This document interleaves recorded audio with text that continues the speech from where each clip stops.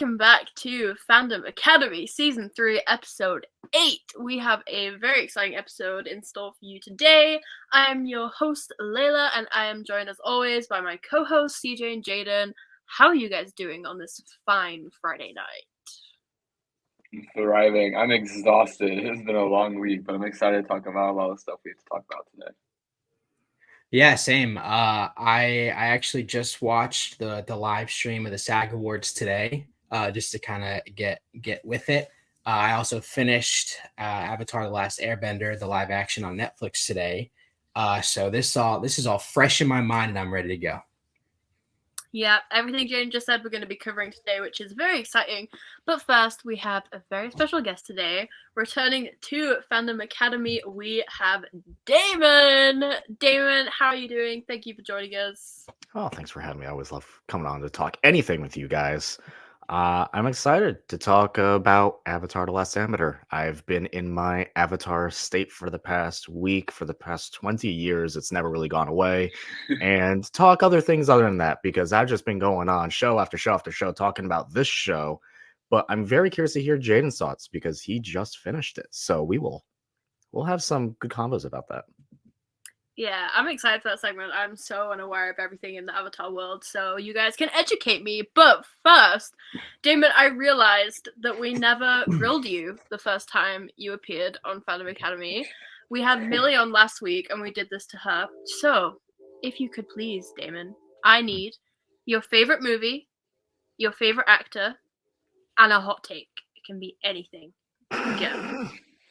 All right, let me start with my hot take, and it's not even that much of a hot take. It's just the one that I think is the most hilarious, and that is anyone who loves Captain America: The Winter Soldier. And let me get this straight. This is a great movie. It really is a great movie.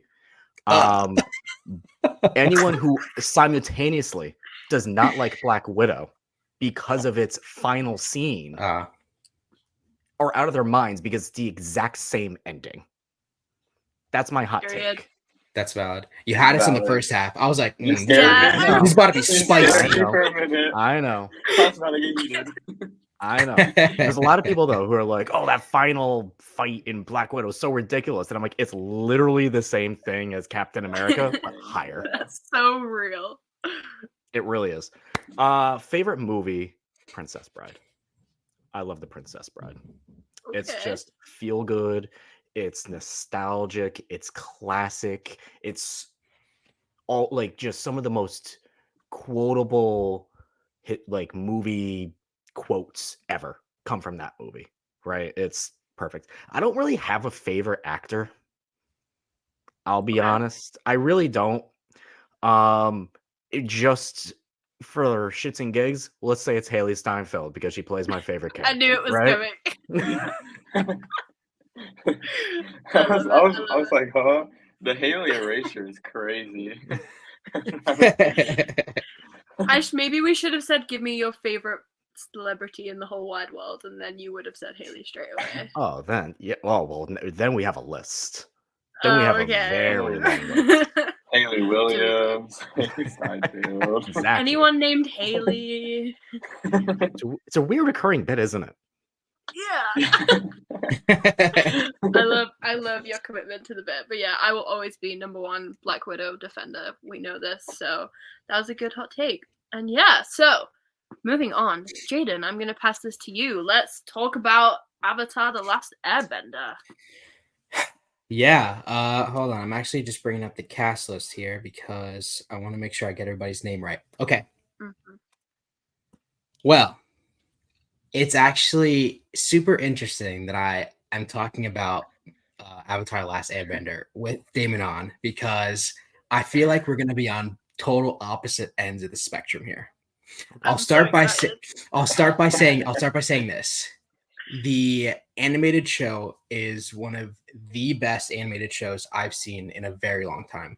I honestly am not quite sure what stopped me from watching it in the past. But after you get past those first couple of episodes and it starts to pick up, I literally binged the entire 3 seasons in like a week and a half. It was so amazing. I loved every second of it. And like Damon said, I'm now my avatar state. I'm a huge fan. I was actually just scrolling, looking for Funkos for the avatar now because I love it so much. Then we get to the live action series. Now, I'm not a hater whatsoever. I thought it was good as a show. I thought that it was visually beautiful. It had a lot of really amazing scenes. I loved like Omashu. I loved the Fire Nation. I loved their Fire Nation ships. Everything looked immaculate. The firebending looked phenomenal. There were some things that I was like, but for the most part, all the bending looked so cool. The creatures looked amazing. So in terms of like the cinematography, the VFX and everything like that, incredible. Mm-hmm. Then we get to the cast. Visually, some of the cast was pretty cool. I liked what's his name for Aang? Gordon Cormier, I believe. He plays Aang. I thought he was pretty good. I really liked what he kind of brought to the table for Aang. I thought some of his acting was a little cringy.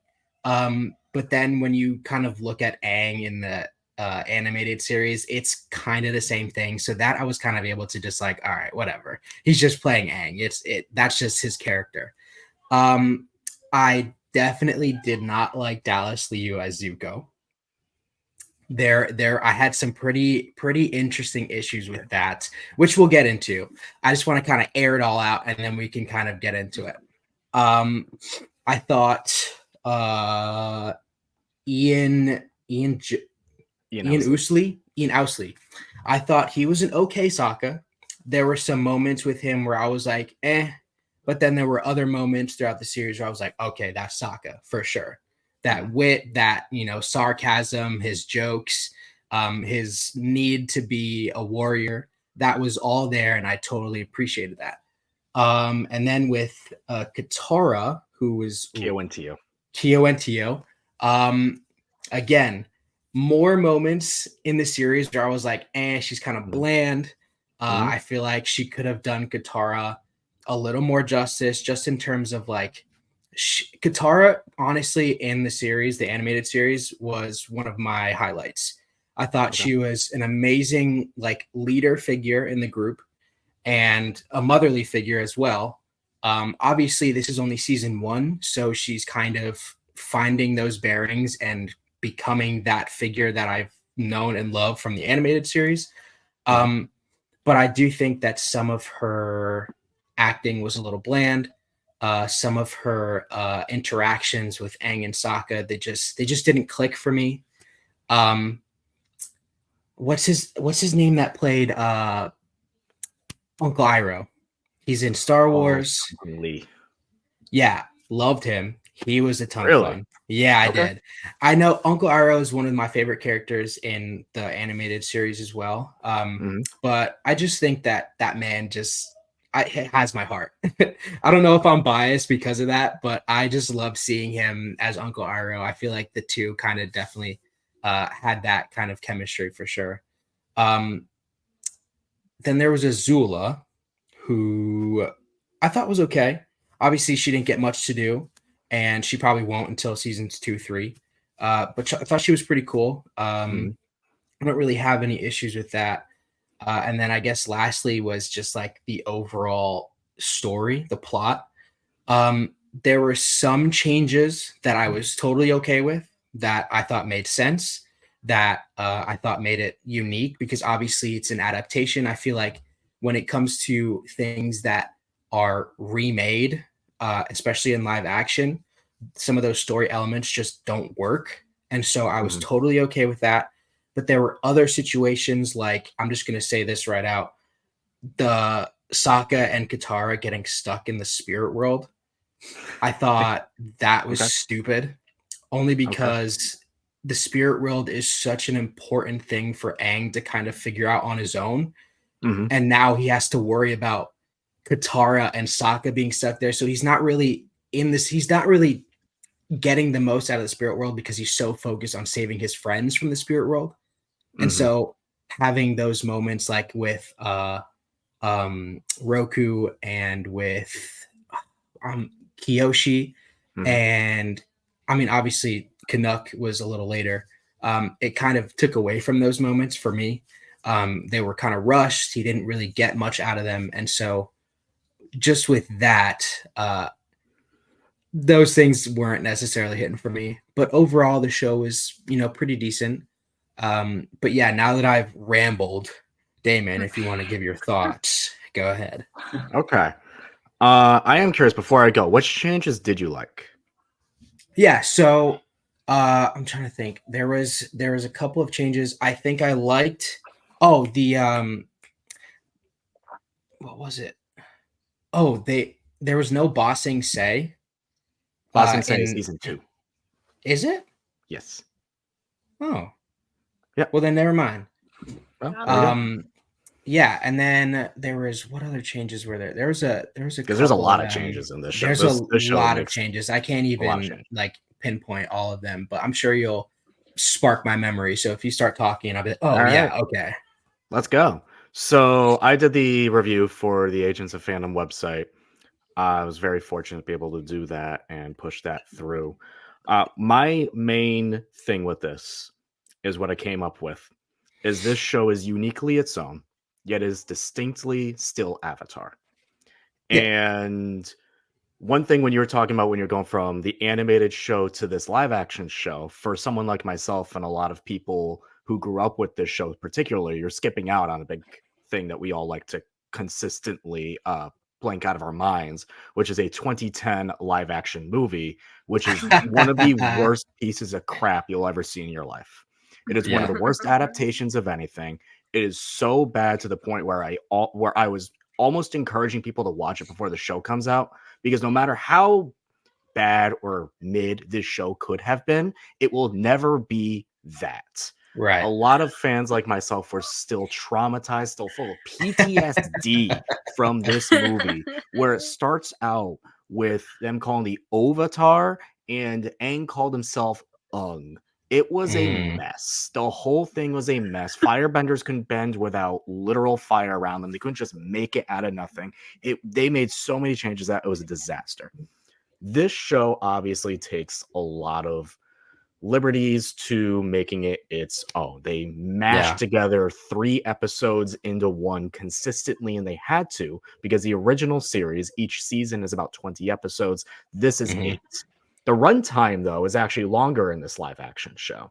So they were able to expand on some things. Like in the first episode, we see the genocide of the Air Nation, of the Air Nation, right? You do not see that in the original adaptation. You don't even know if they're even dead by the time Aang gets there. Everyone tells them that they're dead, but you only see it starting from his point of view. Right. Other things that like they consistently were just like, we're doing this. So Omashu was like the biggest change, and that was because they blended together. There's a storyline with a character called Jet. There's a storyline with a character called Mechanist and Tail, which is his son, and there was like elements in there of there's elements in there where like they were both trying to essentially pretend that they were air nomads up in an air temple. Right? Like they actually took that out of this, but they blended all those stories together into one episode, which I thought was cleverly done, but still felt a little rushed. When it comes to the castings, particularly, or actually, I want to start with the world itself, because that's where you started. Visually, I totally agree with you. Visually, this is stunning. This is beautiful. For sure. I think they did a very, very good job, considering that they're still on a this is a very expensive show, but it's still a TV show budget. Right, even though they're getting hundreds of millions of dollars, the runtime of this is significantly longer than any movie. So it's like that has to be spread out. Some of the costuming was good to poor. There were some wigs in there. It was like, that is a bad wig. I'll be blunt. That was a bad Do wig. you let wigs?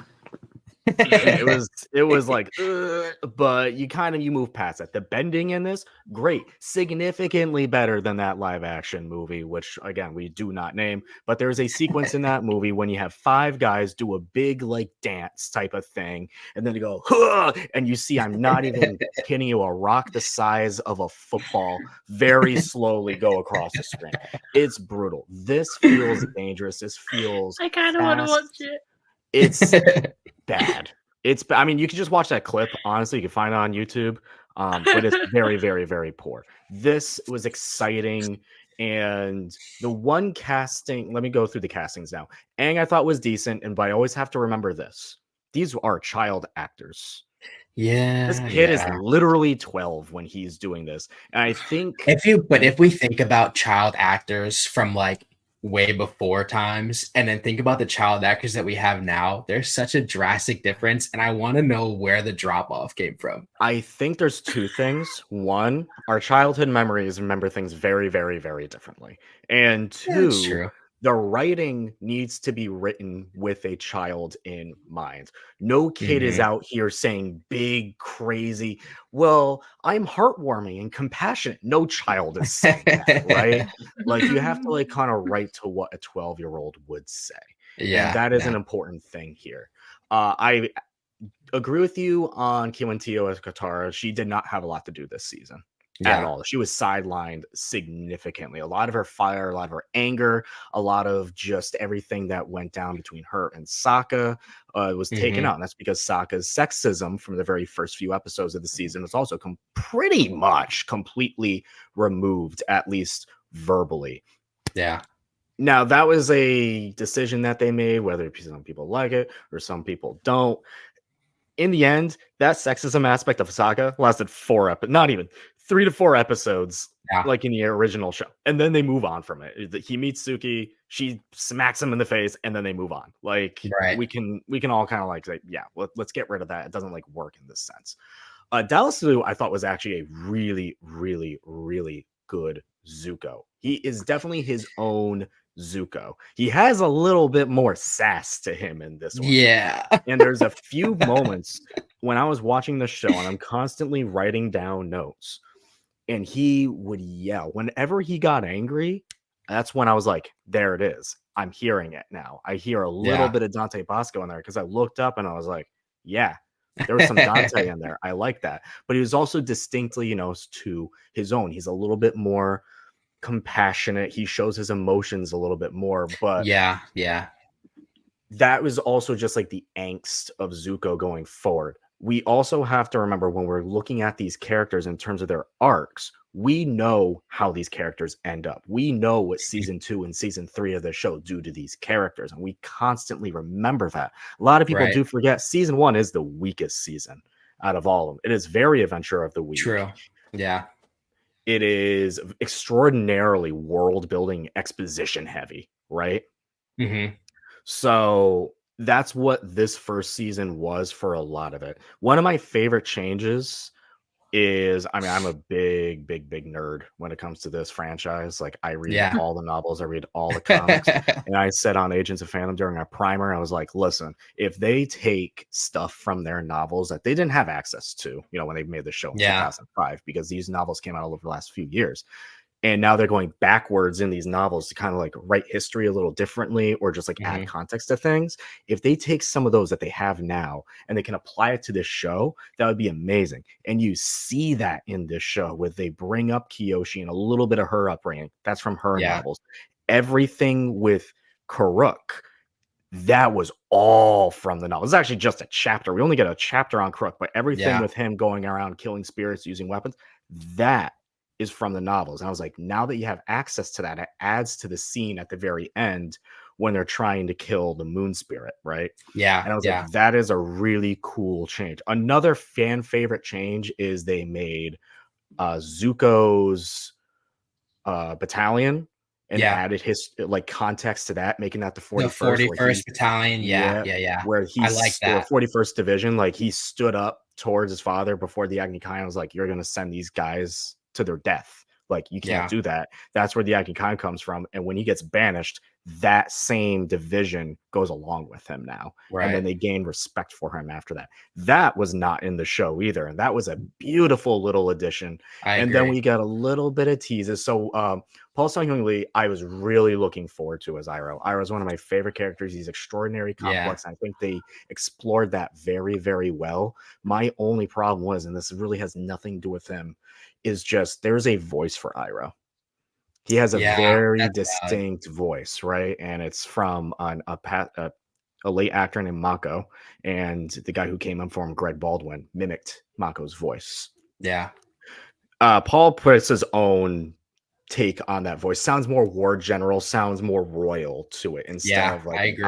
laid back type of voice, trying to be a calming, soothing presence for Zuko.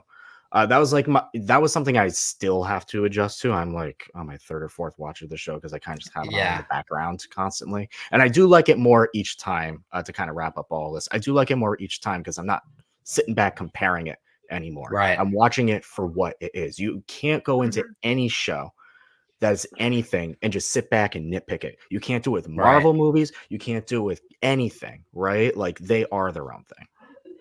Yeah, and that was like, now that you brought up the book, I didn't even realize there were novels to read with different contexts for different things that happened. And so the changes that were made that I wasn't aware of them being part of a novel now makes total sense. And now if I go back and I look at these things, I'm like, oh, okay, now this makes sense. Now this makes sense. I do think I want to go back and watch it again. Only because, like you said, I feel like part of me, because I literally went from the animated show and maybe a day later, the live action came out and I went right into it.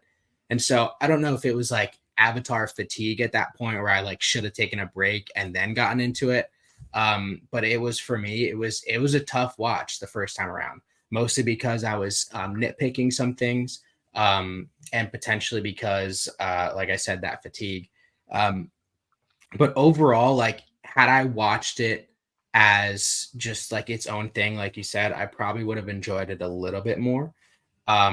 There were some things like the acting I had said that honestly I don't think I'm going to change on that, only because that acting is acting. But I'm hoping for Uncle Iroh, I hope that especially in these next couple of seasons, that we see that progression from him being kind of stiff a little bit and kind of slowly getting into that. Okay, he's chill now. You know, obviously he's a traitor, seen as a traitor. And so he's going to stop feeling the pressure of his brother, like looking over his shoulder all the time kind of thing.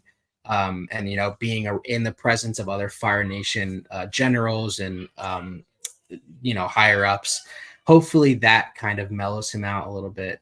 And hopefully I really want to like Zuko. Like, I really want to like Dallas as Zuko, but I think just some of the emotional aspects of him, and I don't know if it's the way he delivered it or if it's just because of the emotion that he's showing so early on that's putting me off. I honestly couldn't put my finger on it, but yeah, I don't know. I'll probably give it another watch just to be safe. There's one thing with Zuko. There's two changes in particular that I was like, don't like that. One of them, Zuko never says honor once. Yeah. That's literally his whole bit. He's like, my honor, I need to restore my honor. And doesn't say that once in the show. Now he's still trying to restore his honor. He's just not saying it. The other one for me, this is like an inexcusable change, is book one, the first season of Avatar: The Last Airbender is called Book One, Water. It is the season where Aang learns how to waterbend. It's pretty important to his character as the Avatar to learn be the master of all four elements. Aang does not waterbend once in this show. No, not until the very end when he merges. Yeah, when he merges with the ocean spirit, and that doesn't count. Yeah, that's borderline cheating. So that is like one of the things where I was just like, that makes no sense. They have scenes of him and Katara where Katara's teaching herself how to waterbend, and Aang shows up. I'm like, oh, cool. This is a spot where like they're gonna learn together. And then he's just kind of being there more like a spiritual tutor and a presence, being like, yeah, you gotta let go, you gotta feel it. And then he doesn't do it. And he does say it's like, well, it's because Monkey Yatso was my teacher, and it feels weird to learn something without him here. And I'm like, and I understand that, and I appreciate they're trying to add that element to it, but we still gotta get to that point. Because I assume this is going to get a season 2. This has been the #1 show in the US for the past week, #1 show in the world at one point. There's been millions of people who've tuned into this, which is fantastic. I love that. And there's been a very much a surge in the franchise since the show came out, which is that's what I love. That's all I wanted out of this show. Even if the show wasn't good, I just want more interest to be put into this franchise because it's so great. I just know that like when season 2 kind of comes around and the very first scene is gonna be Aang waterbending. Like Katara's gonna be there like, you did it, you mastered waterbending. It's like, cool, we did it all off camera between seasons because there was like a year in between, because these kids are not getting any younger. Cormier is already, his voice has dropped almost as low as mine, which is going to be a hilarious season 2 opener. He's like, I'm Aang, and you're like, okay. It's like Walker Skirbo with Percy Jackson. Like, they can't get a move on. Very similar. He's already grown like 6 inches too. Like the kid Walker is Global has towered up. Yeah, so very similar situations. They just need to greenlight this as soon as possible, just so they can keep going. The last thing I will say, if you like Avatar: The Last Airbender, Jaden, first of all, then you can go watch the sequel show, Legend of Korra, which I do enjoy as well. But the novels, 100%. But the novels are the best thing in this entire franchise, and I've been tooting this horn for years at this point. They're YA. They are leaning towards a more adult group, and they show it. They explore elements of the worst type of murder bending can do. Oh, someone can waterbend. Oh, you think blood bending's bad? What if someone freezes your heart? Right? Oh, air bending? Okay, someone can control the flow of air. What if they just suck all the air out of your body? Right? Like crazy stuff. Yeah, no, crazy stuff. And that's just like the, oh yeah, this is cool because it's like type of stuff. The best part of it too is just the characters. Like Kyoshi's upbringing is wild. How she became crazy. And then you get to see a little bit of points in history, especially Asian history, and that's one thing. If you want to go watch our full review show on the Agents Fandom YouTube channel, we had Erica on, and she brought up amazing points on just a representation that this show brings. The last thing was that movie that I crap on constantly, completely whitewashed cast for a primarily Asian show. The only characters in there that were not Asian were the Fire Nation. So yes, we did make the bad guys brown people. That happened in that movie, and it was bad. That's awful. Yeah, I'll definitely be checking out the books, because now that I've got my fix on Avatar, I want to kind of like ingest all the possible context that I could possibly get, so that I can maybe enjoy the show a little more. Because like honestly, I went in wanting to enjoy it so bad. Like I didn't look at any of the discourse. I didn't look at any of the concerns that people had before the show came out, because I was like, listen, I love the Avatar, and I'm just going to go in head held high, because this is going to be a fucking kick-ass show. And for the most part, it was. For the most part, it absolutely was. And so I do hold out hope for season 2.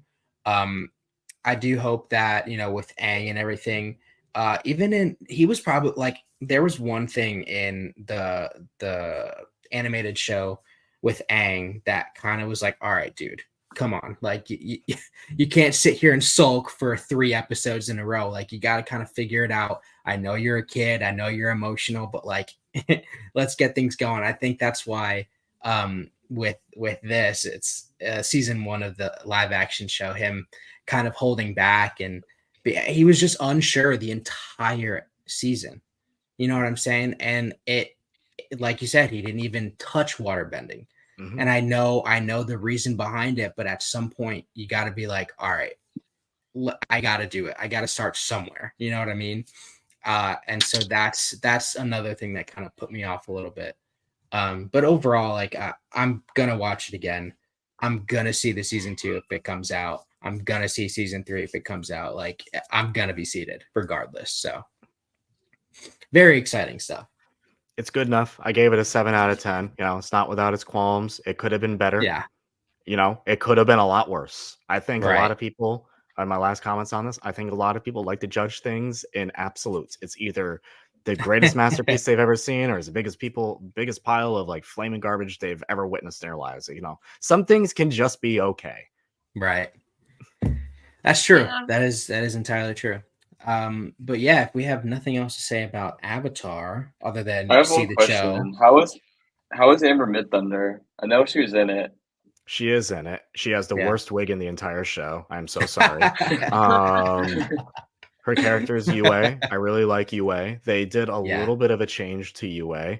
But overall, she's fine. She's just she shows up at the end and has a little bit of a character change in the middle, which I thought was interesting. But as like when she was like when I wasn't distracted by this wig, she was good. I will say those last couple of episodes were probably my favorite episodes. Mostly because I love the whole arc with Zhao killing the moon spirit.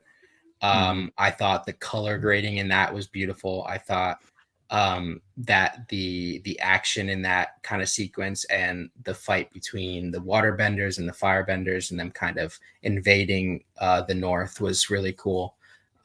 And so I'll give it those perks. But like I said, and oh my God, Aang being the fucking the ocean spirit. Oh my God, that was sick. I was scared at first, only because like that was one of my like aha moments for when I watched the animated show. But they killed that. They absolutely killed it. You can tell they put a lot of that budget into that. There's some scenes too later on that they did 1-for-1, which I really appreciated. The fight between Katara and Master Paku was practically a 1-for-1 thing. The whole thing where she like brings up a thing of ice and then slides the ice off, and it's like you see his reflection there for a little bit. Very shot for shot. I really appreciated that, and I really loved what they did. One last thing, I really loved what they did with Azula in this show.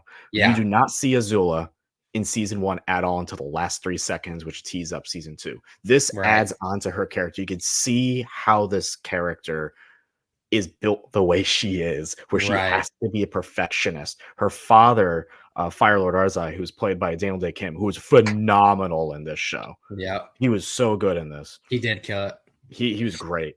You can see how he is just manipulating the crap out of his kids. Shit out of both of them. Like manipulate, like you can never really tell like who he prefers, because I don't think he prefers either of them, honestly. In this, he's just trying to get the best. They're both pawns. He's trying to get the best out of both of them, and you see moments with Azula where she starts to crack, and that's when that character becomes so cool and fun, is when she loses it, and you see the introduction here, and you're like, yep, there's moments here. So when they filmed the season 2 for this, and these actors are already 2 to 3 years older now, they're going to kill it in season 2. I agree. Especially, and I'm glad you brought it up actually, because seeing Azula and seeing the things that she was dealing with behind the scenes that we didn't see in the animated show added a whole different layer to her character that I wish we had in the animated show, because then we would understand a little bit more why she cracked and why she was so damn powerful. And seeing her lightning, beautiful, absolutely beautiful. But definitely see the show, and we will pass it to CJ now, because he is going to talk WWE. Yeah, nice segment. We are on the road to WrestleMania now. We are about 40-ish something days away. Not that far. I think we have like 5 or 6 more weeks until the event. No more pay-per-views, and we are fully on the way. Right now, we only have 2 matches announced. No, 4 matches announced.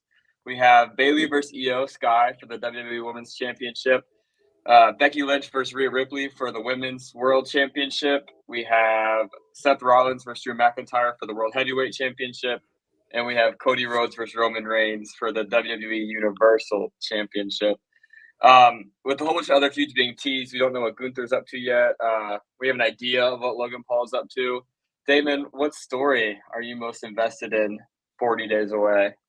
Dude, I'm just fascinated to see this whole thing between Roman and Cody and The Rock has been an absolute disaster class. It really has been. It's been a mess. It's okay. We're completing the story. We're finishing the story. That's Cody's whole gimmick here, right? At this point, he's like, I'm finishing the story. Then in comes The Rock to be like, no, this is my time to shine. The fans revolt, and now they're trying to mess it over. It's like, oh, are we doing a three-way here? Oh, we're going back to this, and the whole thing is just messy. I don't know what the plan is, what they want the plan to do. I'm just curious to see if they land this plane, because I could not imagine what the WWE fandom will do if they have to sit through 365 more days of Roman Reigns as the champion. No way Cody loses at Mania. There's no way. But does it feel deserved? I mean, not that it doesn't feel deserved, but will it feel like yes, or will it just be like, thank God it's over? I feel like people will be excited for Cody. I think they're doing a really good job actually saving their asses. I think since the press conference, they've done a good job, and Seth Rollins is to credit a lot of that. I think Seth Rollins has come in and saved this whole thing. Cody's done good. Roman, the only thing is Roman kind of feels like the fourth wheel in all of this, which I don't really like after having a fucking 1,000,000,000-year reign as champion. He should not feel like the fourth wheel, and he's about to drop the title. But unfortunately, I am 10 times more invested in what The Rock, Cody Rhodes, Seth Rollins have to say about the situation more than Roman Reigns. So I think they're doing a good job saving it. I definitely don't think this was planned. I definitely do think they really intended to do Roman Reigns versus The Rock at WrestleMania, and they changed it up because the way the fans acted, which that should never have been planned in the first place. That's a stupid plan. And if you're doing that, don't have Cody win the Rumble. That's even more stupid. Mm-hmm. So that was interesting, and that was a couple of weeks. That week and 2 weeks, whatever, between the press conference and that SmackDown was rough. That was rough. But I don't even really know what was going on. All I could see was The Rock posting stuff on his Instagram, and I was like, dude, this guy right now, this fucking guy. I love The Rock. I think he's great. I think he's an awesome dude, but man, does he have an ego. And I've said this before. Golly, dude. Yeah, what he did this year, attempted to do this year before the fans revolted, wasn't that dissimilar than what happened to DC. So, the hierarchy of the WWE universe is about to change, and it's not the way that he thought it was going to. The other one I was really looking forward to, and not even looking forward to, just because I'm like, I really like Seth Rollins. I don't know if you do too. Like, I really think Seth. I love Seth Rollins. I think he's on the run of his career right now. Yeah, like he's been carrying the company for like the last year because like they needed something after. It was like, oh God, Roman again. Here we go. We're gonna have to prolong this now for another 12 months. He defends, like, exactly. Yeah. Like, so Seth has been great. I don't think Drew McIntyre should be the next guy to hold that. Honestly, like I was kind of. You do? I think it should be CM Punk, but it's too late. I have a question. Is it like scripted who wins? Like before they go in, do they know who's gonna win? Yeah. Okay. But sometimes it's last minute decision, like as they're walking out.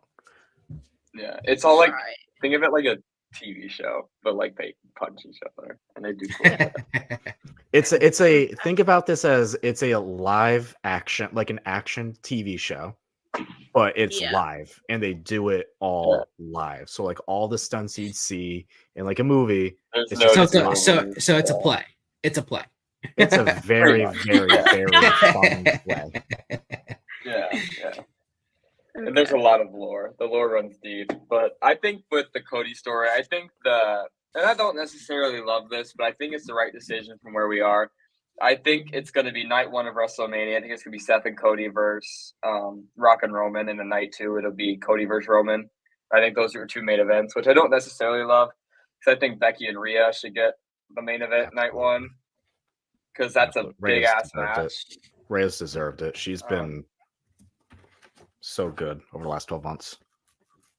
Phenomenal. I mean, and Becky Lynch is Becky Lynch. That's a WrestleMania main event. So, and I also don't know if I love the fact that we're doing three people who are going to have world title matches the next night on the day before, because then what happens when someone gets hurt? Then you're screwed. So I don't necessarily love it a lot, but I think it makes sense for what we're headed. But I'm also really intrigued to see what they do. There's a lot of people who don't have clear directions at WrestleMania right now. I think Gunther's opponent is so up in the air. I legitimately could not tell you who that is, and he deserves a big match. He's been that champion forever. This is a hot take. Nia Jax needs something to do at WrestleMania. She's having the run of her career right now. She's been phenomenal. I love watching Nia Jax right now, and I didn't think I'd ever say that. Well, when the bar's the floor. So interesting. Like, when you say the run of her career, it's like, well, I mean, there's not a lot of highlights in that, but you got to reward good wrestling. Yeah. Right? That match with Becky was great at day one. I thought her match with Rhea was good. A solid main event. She played her part really well. When she got up on that damn swirly chair and did the elbow drop on Rhea, I was like, that's bold. That's scary. But Liv Morgan needs something to do at WrestleMania. And I love what they're doing with her character right now, too, because the way things with Becky ended last week were great, where she kind of teased a little heel turn, which I'm very intrigued in. I don't think we're getting a 3-way at WrestleMania like some people think. I don't think we need a 3-way at WrestleMania. I think you just do whoever wins that Becky-Rhea match. Liv is right there waiting for her at Backlash. I think that makes the most sense. Who else? Logan Paul's facing Randy Orton. I think that's pretty clear. I think it'll be a multi-man match, probably with KO involved too. I hope Randy's going to be okay after it. That's my only hope. Yeah. That man scares me sometimes. This man's a legend for both of you. This man is a legend in the ring. Job. He is just coming off of like a 2-year-long back injury, and once a show now, whenever he wrestles, this man is like holding his back and just like scaring the crap out of me. He's like, I'm just selling it, it's okay. But I'm like, dude, not after a 2-year-long injury. One day it's gonna be real, and it's gonna be the boy who cold war. I just need him to be okay after the end of it. I think this WrestleMania is pretty strong. Bianca Belair, someone else I think needs something to do at WrestleMania. I think her and Tiffany Stratton, Tiffy Time, would be a phenomenal WrestleMania match. Tiffany Stratton is so over so quickly. I love watching her. She was one of the few people I paid attention to in NXT, especially when her and Becky were doing their thing. She's great. She's probably one of the most improved wrestlers I've ever seen. Watching her first match to watching her now is insane. Tiffany Stratton. She's going to be world champ within 2 years. Tiffany Stratton with the OG Alexa Bliss kind of like gimmick as a tag team would be hilarious. I think when Alexa comes back, she should have the goddess gimmick. I don't think it should be this weird playing with doll thing. I think it should be the goddess. Bring it back. Because her versus Tiffany would Alexa be great. Bliss is peak. She was my favorite wrestler at that time. When she cashed in Money in the Bank in that Nia Ronda match, that was maybe the most hype I've ever been for a cash in. I was ready. But I can't wait for her to come back. She wouldn't be one that shocks me day after WrestleMania, the Raw after Mania. I could see her coming back then. So yeah, let's see if any final thoughts on the road to WrestleMania. Anything you like? I mean, wrestling right now has been very fun. It's also been extraordinarily like controversial and fascinating behind the scenes. This year has been wild, and we're 2 months in. So who knows what's going to happen at WrestleMania? Yeah. I heard they're trying to get Sylvester Stallone to come in. I don't think in a match. I think they just want him on screen. I mean, it makes sense. They're in Philadelphia. Philly, so it makes sense, but it's random. It's very random. The Rocky music. Did you see that Bailey's? You see that Bailey's campaigning to have Paramore do her entrance? Sure. I'm down. I'm always down. I figured that would like blow your brains. I He's mean, a big any excuse Paramore for me fan. from new music from them. I'll take it. All right, well, that wraps up our Road to WrestleMania segment. We'll have a lot more talking points over the next few months as it is the biggest time in the WWE calendar year. And also later this year, because news broke today that SummerSlam is finalizing a deal to take place in my home state of Ohio. And that makes me very excited. I will be attending if that's true. And yeah, I'm very excited. So hopefully we'll get some content there. But moving on, back to Jaden. We have the Screen Actors Guild Awards that went down. Talk about it. Yeah, so thankfully for me, I was not able to watch this live, but Netflix, for the first time ever, streamed it and also put it on Netflix for you to go back and watch. And so that's how I spent my day today, just watching the award show. It was super fun. Everybody had some pretty interesting acceptance speeches, to say the least. But I'm just going to go ahead and get into our winners. So for outstanding performance in a male by a male actor in a television or limited series, we got Steven Yeun, and then on the female side of that was Ali Wong, both from Beef. I haven't seen it, but I definitely plan to. And then outstanding performance by a male actor in a comedy series, Jeremy Allen White from The Bear. And then on the female side of that, also from The Bear, Io Berry. Definitely Queen. well-deserved. Definitely well-deserved. Irish legend. And then I forgot about that. And then outstanding performance by a male actor in a drama series, our very own Pedro Pascal. And then on the female side of that, from The Crown, was Elizabeth Debicki, who has the most Her iconic was reaction hilarious. ever going Yeah. viral right now. Yeah. Let's see. Then there was outstanding performance by an ensemble in a comedy series. That goes to The Bear. Very well deserved. The Bear had a crazy sweep. Let's just get that. The Bear They had have the at sweep. every award show. Oppenheimer had the sweep here as well. Like, it was really honestly a no-brainer. They didn't get the sweep though. This Succession, they got best ensemble for drama. I think What? that's good. Yeah, I was Succession. just about to read that. Succession got the outstanding Yeah. performance by an ensemble in a drama series. We all knew where that was going. Then outstanding performance by a female actor in a supporting role. That goes to Davine Joy Randolph as Mary Lamb in The Holdovers. CJ, you watched that recently, right? Yeah, I watched it this past weekend. Loved it. Instantly became my favorite movie from last year. Instantly. Yeah. Wow. I've been wanting to Amazing. watch that one. And then, to no one's surprise, outstanding performance by a male actor in a supporting role, Robert Downey Jr. in Oppenheimer. Poor Ryan. I know. And then We love you, Ryan. outstanding performance by a female actor in a leading role. This goes to our girl Lily Gladstone from Killers of the Flower Moon. Yeah.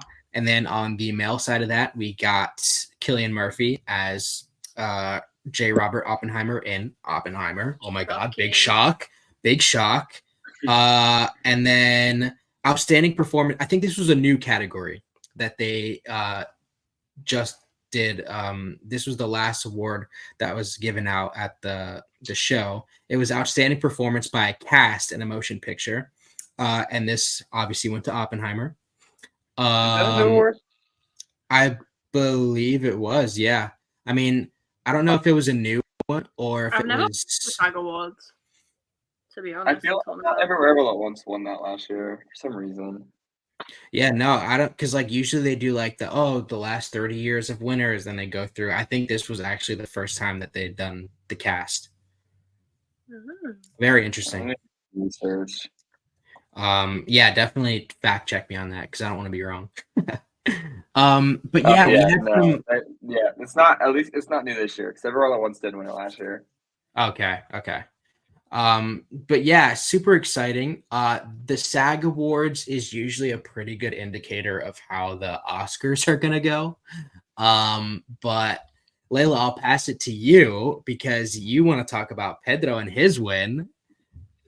I do. I'm so glad that this is on Netflix because I cannot tell you how many times I have rewatched his speech after winning.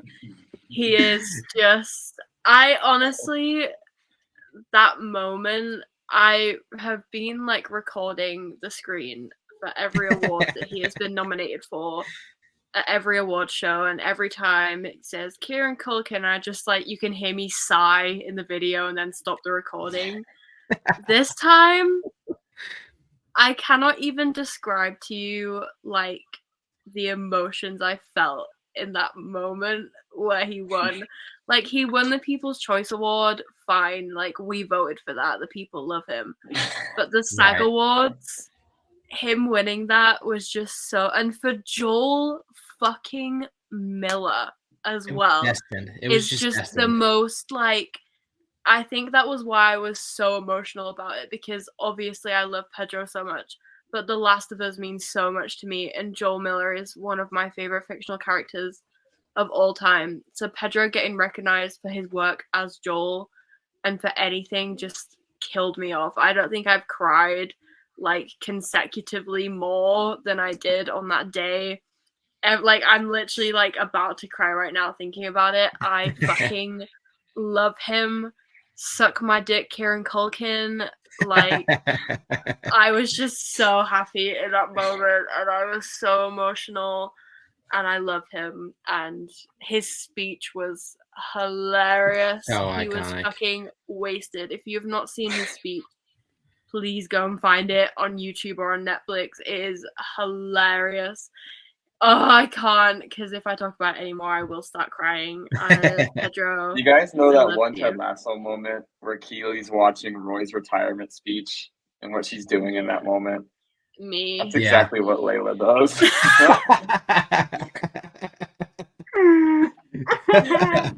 Put her on Yeah. blast. Anyway. But CJ, obviously your man was there, Glenn. And also, yes, how and did they you? shouted out Littlefinger, Yeah. Long Finger Boy from Spy Kids 3D. And that was like the last thing I expected.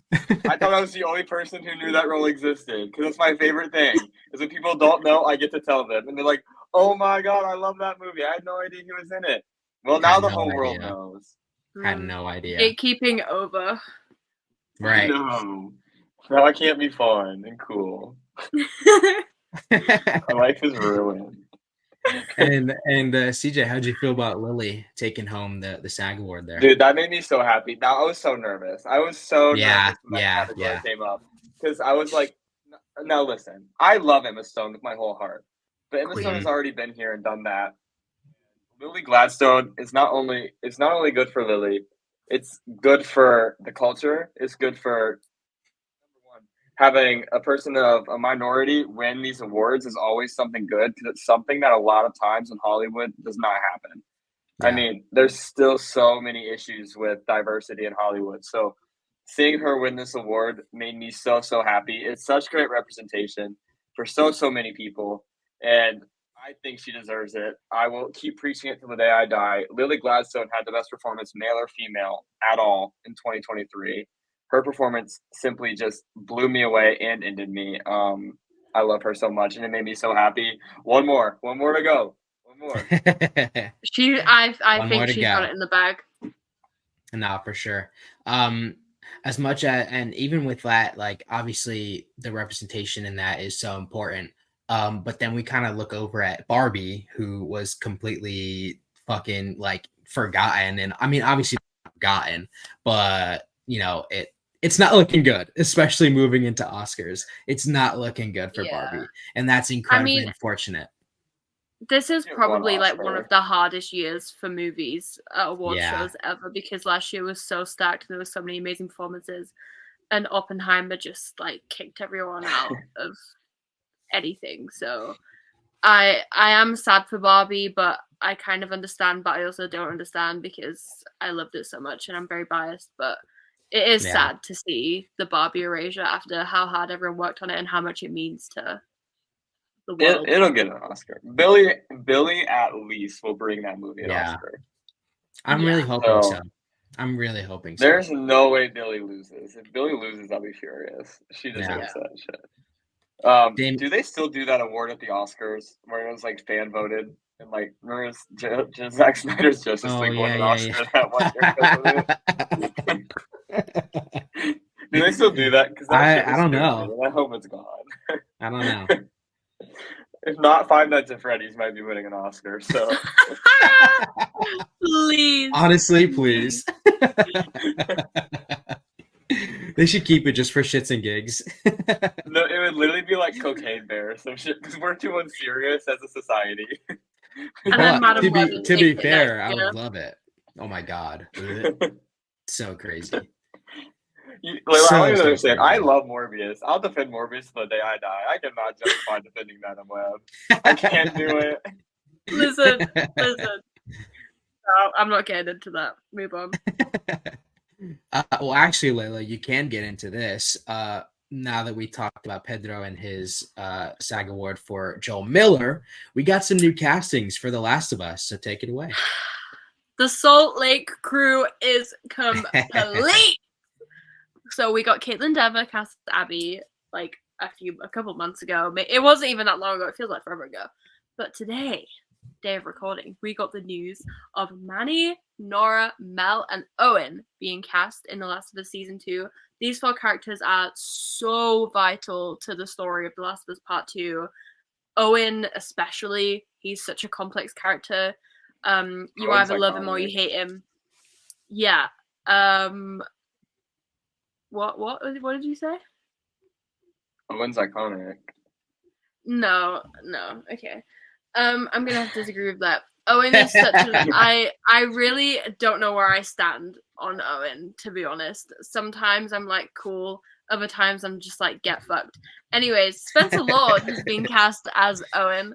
I am not familiar with Spencer or any of his work. Apparently he was in Riverdale for a couple of episodes, which I do not remember. Yeah, that's why I just so, talked about Google though. Yeah, that's the only so good for him. I'm excited to see Owen in live action and see him and Caitlin Dever go at it on a boat. We got Ariella Barra. I hope I'm saying her name right. I don't know how to pronounce it, as Mel. I fucking hate Mel. I'm sorry. She's hated. I hate her so much. But I'm sure Ariella will kill it. She was in Liv and Maddie, so she's already an icon. Wait, she was? Yeah, she was in Liv and Maddie. Who was she in Liv and Maddie?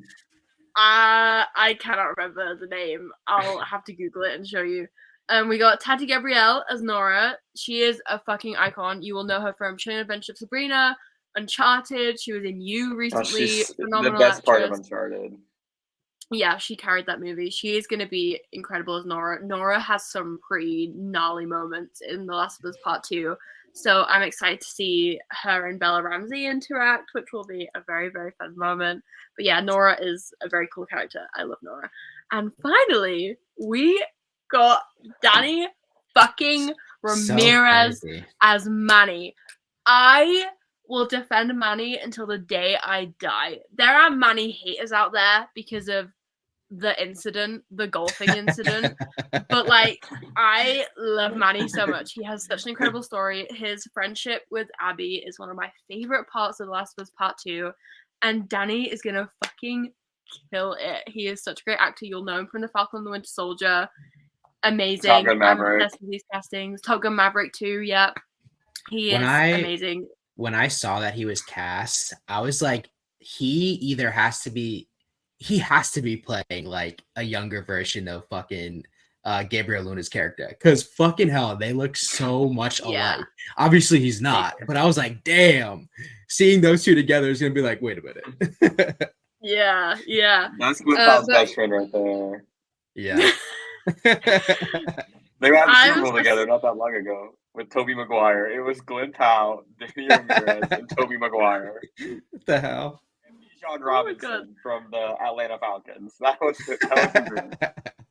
Okay. Love to see it. But yeah, HBO are killing it with these Last of Us Season 2 castings. There's recently been some set pics of Jackson, which are just like sending me into a state of depression.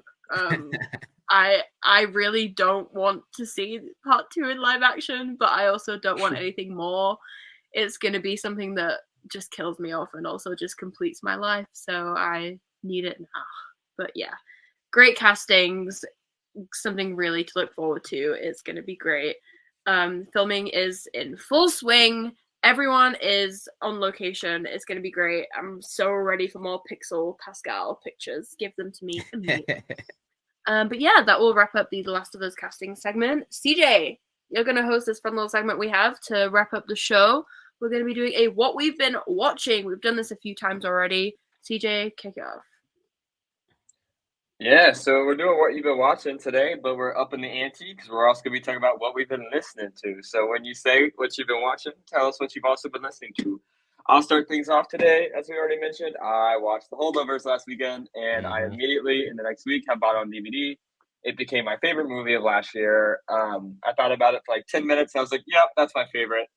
It's such a feel-good movie. It's amazing. Dominic Sessa is just phenomenal in his debut performance. That I can't believe that was like his first time in a movie.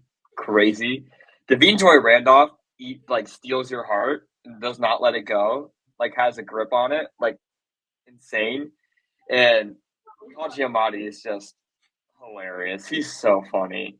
Their chemistry, these three's chemistry is so funny. They're amazing, but there's also like as much happiness and as much laughter you get from this movie. There's also like serious moments and stuff that hits you with gut punches and stuff. And it's just phenomenal. I think everyone should watch it. And Devine Joy Randolph deserves every single award she's getting for this movie. I cannot wait to see her take home the Oscar. What I've been listening to, Flashing the Summer dropped a song today. It's fire. It's called Lighter. Love it. Galantis and David Guetta produced it. So it's a little bit DJ bop, but it's also like kind of fire. I was worried, to be honest, after the last tour and the way that 5 Seconds of Summer were talking, that this is kind of the end for them. So yeah. I'm glad that it was not. That's great. So I'm happy about that. And also Casey Musgraves has dropped 2 singles in the past few weeks called Deeper Well and another one that dropped today. I forget its name. It's also very good. She has an album coming out March 15th. And I'm very excited for that as we all wait for the Torture of the Poets Department coming out August 19th. Mm-hmm. But let's move on to Damon. What have you been watching and listening to? Well, I have still been watching Avatar: The Last Airbender, the Netflix and the original. But outside of that, there's a show I was watching prior to that I really enjoyed. It is called Has Been Hotel on Netflix. This is an animated show, and it is great, especially if anyone ever came up with religious trauma. It is incredible. It is a musical show as well. They have actual Broadway singers come in. There's about 2 songs per episode. Oh, sorry, it is not a Netflix. It's on Amazon Prime. I'm a big liar. It's great though. It's essentially the whole thing is kind of about like, all right, what if Lucifer, who was banned down to hell, like he kind of was a little bit of the good guy and everyone in heaven are kind of a little bit jackwagons, and then the angels go down to hell once a year to kill the overflow of sinners. So the daughter of Lucifer, she creates a hotel that tries to redeem people to get them to go to heaven. And there's like this whole hierarchy and stuff. It's great though. It's really, really, really, really. I'm a big liar. I'm sorry. I forgot it's not on Netflix. I don't know why I thought it was Netflix. It is on Amazon Prime, but it's great. It's a really, really, really solid show. I enjoyed it far more than I ever thought I would because I'm not much of a musical person, but the songs in there slap. They really, really, really do. Music wise, I still always listen to my same 3 bands that I always listen to, but there are a couple new ones that I've been listening to. I actually do want to shout out because they're smaller ones. One of them, her name is Taylor Acorn. I like to say, what if Taylor Swift actually went full on with her rock era? That is Taylor Acorn. She's great. And the other one is a small band called Senses. They give me good vibes of like early Paramore. So I really enjoy them. Nice. So valid. Surprised Taylor Swift wasn't on that list. We all know what you're really listening to behind closed doors. That one song with Fall Out Boy was decent. I Electric want more of Turtle. that. It If she could does go more of really that, then I'll be on board. Yeah, we have no idea what this next album's gonna be at all. It's No gonna idea be what the genre sadness. is. Sing with Florence and the Machine's gotta hit. Layla, move on to you. Yeah, so I had an evening a couple of days ago where I watched all of the Wes Anderson Roald Dahl shorts. So I watched Poison, The Swan, The Ratcatcher, and The Wonderful Story of Henry Sugar. Good. And this was like the day after I watched Asteroid City, so I was shitting myself because I really did not enjoy Asteroid City at all. So I was very apprehensive going into these, but the style that they were done in, I was obsessed. I need like 20 more of these. I lived on Roald Dahl growing up, and his stories are all incredible. But yeah, the way these were shot, the acting in them, the narration, I was in love with. I need more things in this style, like now. Also, obviously, I talked about Doom Part 2 the other week, which came out today, day of recording. Go and watch Doom Part 2. And I watched Wonka for the first time, and I really loved it, which CJ hates me for. But I really enjoyed Wonka. I watched it the night after I watched Doom Part 2 with my sister, and the second Timothy opened his mouth, my jaw was on the floor.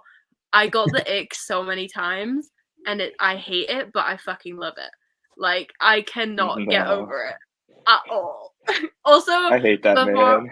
No, leave me alone. I really enjoyed it. Also, honorable mention to a film called How to Have Sex, starring Mia McKenna Bruce. Phenomenal film.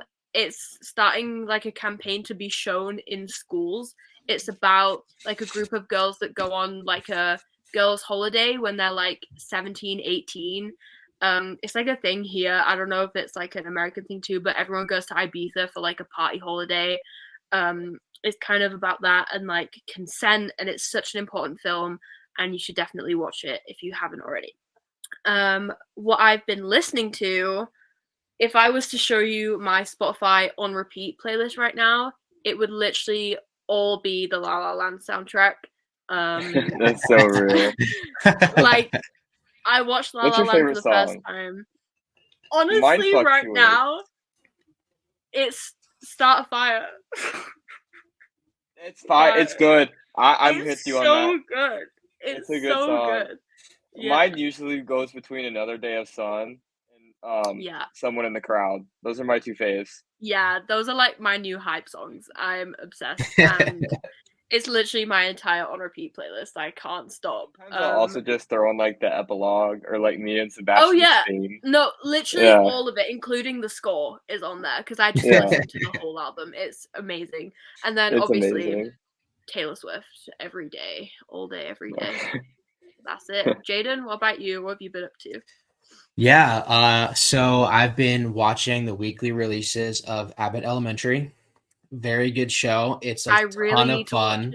Oh man, it's so funny. Fun. Right now, so I think it's season 3 that we're currently being released week to week, and it's a ton of fun. I've also been watching True Detective. I love crime shows. I love like the mystery and murder mystery and all types of stuff like that. True Detective is a lot darker. It's a lot grittier. It's a lot more intense. But it's so good. Is that the one with Jodie Foster? I think in the later seasons, I'm on season 1 too. So the first season was Matthew McConaughey, Woody Harrelson. Season 2 is Colin Farrell, Rachel McAdams, Vince Vaughn, a few other pretty big names. Mahershala Ali is in it as well. So it's a pretty stacked cast. I also went to see Dune 2 last weekend, and it was a fucking masterpiece. I was talking about it before we started recording. I went in with high expectations, and even those expectations were blown out of the water. So if you have not seen it, if you plan to see it, do it soon, because it is an absolute masterpiece. In terms of music, obviously I've been binging Noah Khan. He's currently my favorite artist. But I've actually been going back to my Bronx, New York roots. So I've been listening to like old school hip hop, like Wu-Tang Clan and Jurassic 5 and A Tribe Called Quest, like all that kind of era of music, and it kind of mellows me out, brings me back to my New York days. But yeah, that's what I've been up to. One thing I forgot to mention, I've been listening to this song a lot too.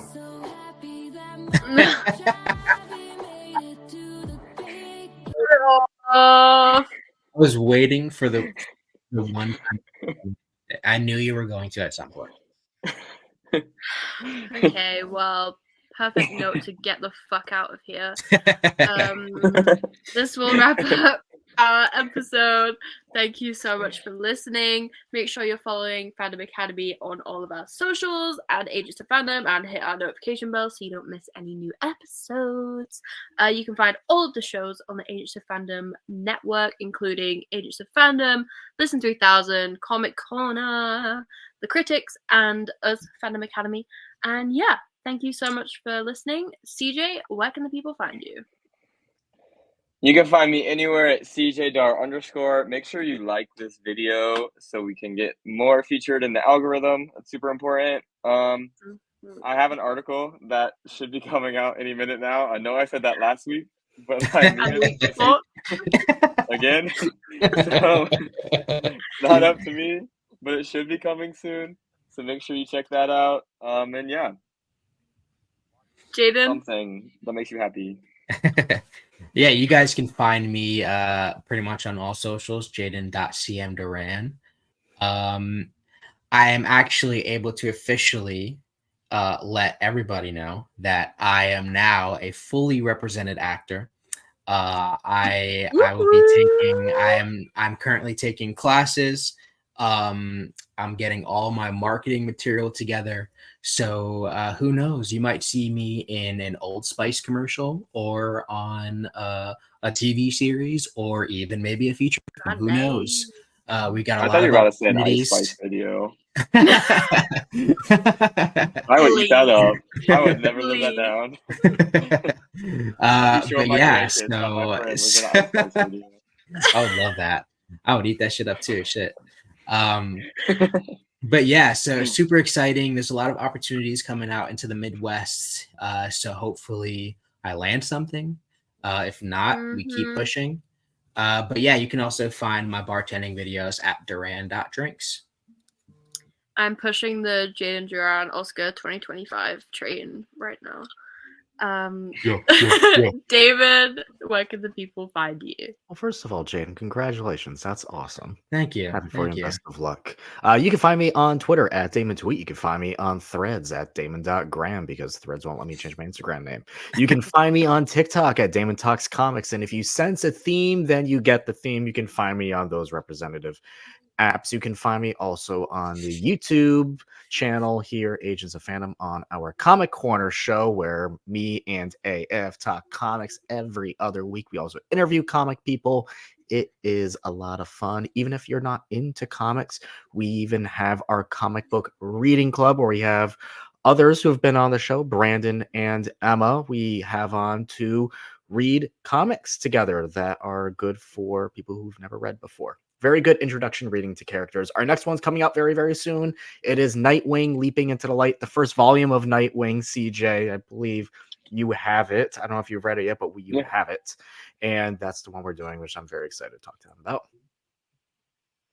Perfect. Yeah. And you can find me anywhere at Falcon's Nat, specifically on TikTok, Letterboxd, and Twitter, where I'm most active.